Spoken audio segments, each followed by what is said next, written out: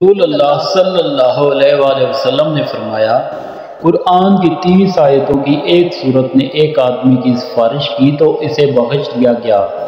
یہ صورت تبارک الذی بیدہ الملک ہے۔ رسول اللہ صلی اللہ علیہ وآلہ وسلم جب اپنے بستر پر آرام فرمانے کے لیے لیٹتے تو اپنی دونوں ہتھیلیوں پر قل ھو اللہ احد اور قل اعوذ برب الناس اور قل اعوذ برب الفلق سب پڑھ کر دم کرتے، پھر دونوں ہاتھوں کو اپنے چہرہ پر اور جسم کے جس حصے تک ہاتھ پہنچ پاتا پھیرتے۔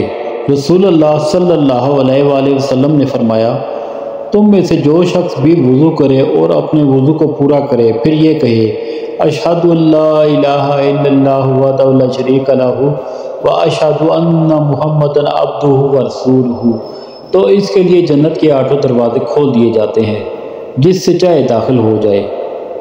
رسول اللہ صلی اللہ علیہ وآلہ وسلم نے فرمایا، روز قیامت قرآن کی سفارش پر قرآن پڑھنے والے کو زیور، پھر عزت کا تاج اور پھر عزت کا لباس پہنایا جائے گا۔ پھر قرآن کہے گا، اے میرے رب اس سے راضی ہو جا، چنانچہ اللہ تعالیٰ اس سے راضی ہو جائیں گے۔ آپ صلی اللہ علیہ وآلہ وسلم نے فرمایا، آباد رہے وہ شخص جو میری حدیث دوسروں تک پہنچائے۔